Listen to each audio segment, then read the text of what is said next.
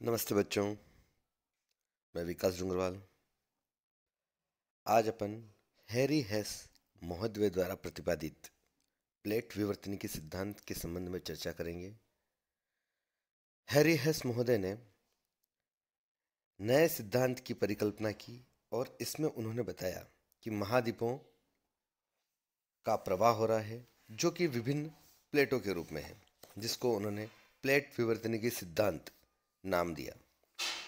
इसके पक्ष में उन्होंने बहुत सारे प्रमाण दिए और उन्होंने पहले मेजर प्लेटों के रूप में 7 प्लेटें बताई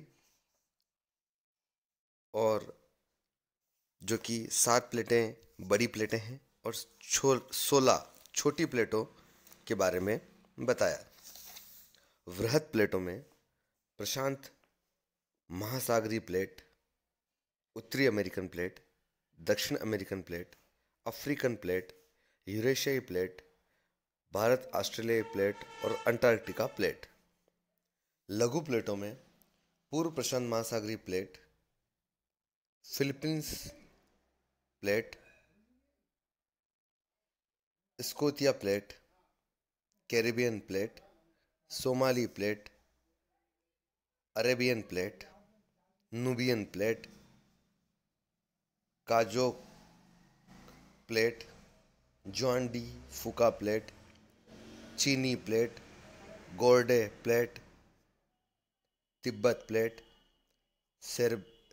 साइरेबियन plate, Scandinavian plate, Caroline plate, Canadian plate और पश्चिमी प्रशांत प्लेट। इस प्रकार उन्होंने ये बताया कि जो भी स्थलीय भाग है या समुद्री भाग है, वो सारे यानी पृथ्वी पर जितने भी भाग हैं जो आपको दिख रहा है, चाहे स्थलीय हो चाहे महासागरीय हो, वो प्लेटों के रूप में है। इसमें उन्होंने बताया कि प्लेटों को उन्होंने 2 भागों में रखा। महासागरीय प्लेट जो कि मुख्यतः समुद्र नितल से युक्त है तथा ये ज्वालामुखी के भारी बेसाल्ट से निर्मित है। इनका भार अत्यधिक होता है तथा मोटाई कम होती है। इसके उदाहरण स्वरूप उन्होंने प्रशांत महासागरीय प्लेट जो पूर्ण रूपेण महासागरीय प्लेट है। महाद्वीपीय प्लेट नंबर 2, यह महासागरीय प्लेट की तुलना में अधिक मोटी, समुद्र तल से ऊंची, जो अपेक्षाकृत हल्के पदार्थ अर्थात ग्रेनाइट की बनी होती हैं, अर्थात यूरेशियाई तथा अंटार्कटिका प्लेट जो पूर्णतः महाद्वीपीय प्लेट है। महासागरीय महाद्वीपीय प्लेट तीसरे प्रकार की प्लेट है। यह प्लेट दोनों पर अपना विस्तार रखती है, जैसे अमेरिकन प्लेट और भारतीय प्लेट। भारतीय प्लेट का अधिकांश भाग महासागरीय है। अब उन्होंने अपने सिद्धांत को व्यवस्थित समझाने के लिए विभिन्न प्लेट सीमा और किनारों के विषय में बताया है।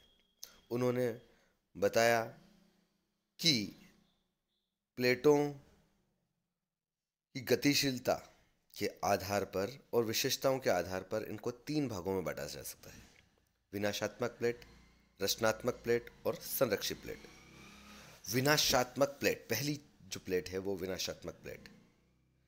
विनाश से आपको समझ रहे हैं, जहां क्या हो रहा हो, विनाश हो रहा हो। यानी इस प्लेट की विशेषता यह है कि इस प्लेट में 2 प्लेटें आमने सामने प्रसार कर रही हैं और भारी प्लेट का जो क्षेपण है वो हल्की प्लेट के नीचे हो रहा है। ठीक है, और यानी दोनों प्लेटें एक दूसरे से टकरा रही हैं और जो प्लेट हल्की है वो ऊपर उठ जाएगी और जो भारी प्लेट है वो उसका क्षेपण नीचे हो जाएगा। इस प्रकार से जो 2 प्लेटें टकराने वाली हैं या विध्वंस, यहाँ पर क्या हो रहा है, विध्वंस हो रहा है, इसलिए इसका नाम विनाशात्मक किनारा या विनाशात्मक प्लेट किनारा रखा गया है। इसमें क्या हो रहा है कि जहाँ 2 प्लेटें टकराती है वहाँ पर जो भारी भाग है उसमें वलन पड़ने से यहाँ पर नए सृजन का निर्माण हो रहा है और यहाँ पर पर्वतों का जो नवीन वलित पर्वतों का निर्माण इसी वजह से हुआ है। इसमें मुख्यतः यूरेशियन प्लेट का और भारतीय प्लेट का आपस में टकराने की वजह से हिमालय पर्वतों का निर्माण हुआ है। दूसरी, इसमें भी जो टकराव है वो दो सागरीय प्लेटों का आपस में हो सकता है, दो महासागरीय प्लेटों का हो सकता है, एक सागरीय और एक महाद्वीपीय प्लेट का। इस प्रकार के भी जो हैं उदाहरण उन्होंने प्रस्तुत किए हैं। अब जो है दूसरा भाग, रचनात्मक प्लेट किनारा। जब दो प्लेटें एक दूसरे से विपरीत दिशा की ओर गति करती हैं तो बीच में एक दरार का निर्माण बन जाता है। जब प्लेटें दोनों एक दूसरे से दूर जा रही हैं और बीच में क्या है, दरार बनने से ज्वालामुखी उद्भदन होता है और लगातार क्या है कि उसके साथ मैग्मा जो है वो बाहर आता है और जो पुरानी भूमि के साथ ही मैग्मा क्या है उसके साथ चिपकने लगता है। इस वजह से वो प्लेट जैसे जैसे दूर जाती जाएगी मैग्मा उसके साथ लगता जाएगा और इस प्रकार से नवीन भूमि का यहाँ पर सृजन हो रहा है। इसलिए इसको रचनात्मक प्लेट किनारा कहा गया है। ठीक है। इस प्रकार से ही उन्होंने उदाहरण दिया कि ऐसा अंध महासागर, जो कि पहले अंध महासागर नहीं था, ये यूरोप, उत्तरी अमेरिका, अफ्रीका और दक्षिणी अमेरिका जब एक थे और इसके बाद ये जो प्लेटें हैं एक दूसरे से दूर गईं और इस प्रकार से अंध महासागर का निर्माण हुआ। दरार पड़ने से फिर ये एक दूसरे से दूर जाती गई और फिर नए जो है मध्य अटलांटिक रीच का निर्माण हुआ और वहाँ पर नई भूमि का सृजन हुआ और अंध महासागर का निर्माण हुआ। ठीक है। अगला जो पॉइंट है वो है संरक्षी प्लेट। इसमें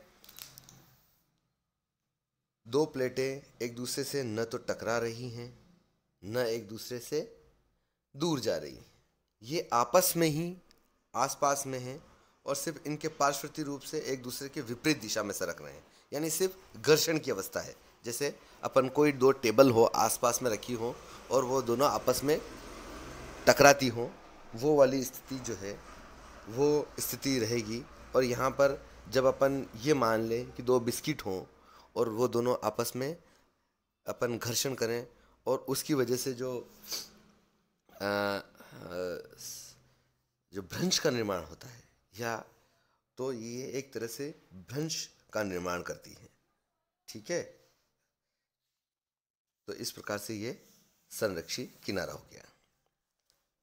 अब उन्होंने ये बताया कि ये प्लेटें का मूवमेंट आखिर क्यों है। सबसे बड़ी बात यह है कि सारी चीज़ें बता दी कि ये प्लेटें हैं, सारी चीज़ें हैं, लेकिन इस प्रकार से ये प्लेटें मूवमेंट कैसे कर सकती, इसके लिए उन्होंने दो प्रकार के बल बताए, पृथ्वी का परिभ्रमण और दूसरा संवहन धाराएं। पृथ्वी जब अपने अक्ष पर परिभ्रमण करती है तो इसके धरातल का भूमध्य रेखीय भाग अधिक तीव्र गति से घूर्णन करता है, जिस कारण से इस भाग पर केंद्रापसारी बल अधिक कार्य करता है। यह बल ध्रुवों की ओर जाने पर कम होता है। इस कारण ध्रुवीय क्षेत्रों में स्थित प्लेट भूमध्य रेखा की ओर गतिशील होगा, जैसा भारतीय ऑस्ट्रेलियन प्लेट दक्षिणी ध्रुव से भूमध्य रेखा की ओर प्रवाहित हो रही है, जिसका अधिकांश भाग अभी भी भूमध्य रेखा के दक्षिण में है। पृथ्वी के घूर्णन का केंद्र अपसारी बल पर प्रभाव तथा इसका प्लेट की गति तथा दिशा पर प्रभाव की व्याख्या जो है उन्होंने की है और इससे संबंधित आयलर ने अपना सिद्धांत भी दिया है। दूसरा है संवहनी धाराएं। संवहनी धाराएं जो हैं पृथ्वी के नीचे रेडियोधर्मी पदार्थ, रेडियो एक्टिव एलिमेंट, जिनको आप जानते हैं जैसे यूरेनियम, थ्योरियम आदि जो हैं, उनकी वजह से रेडियोधर्मी जो हैं वो धाराएं या संवहनी धाराएं जो हैं वो उत्पन्न होती हैं। ये संवहनी धाराएं ऊपर की ओर जाती हैं और एक दूसरे से अगर दूर जा रही हैं तो ये रचनात्मक किनारे का निर्माण करती हैं, और एक दूसरे के सामने की ओर आते हुए मुड़ रही हैं तो ये विनाशात्मक प्लेट की ओर निर्माण कर रही हैं। इस प्रकार संवहनी धाराएं जो हैं वो पृथ्वी के नीचे अपनी गति कर रही है। इसी वजह से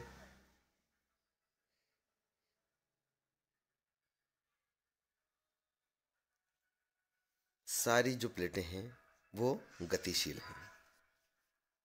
ठीक है।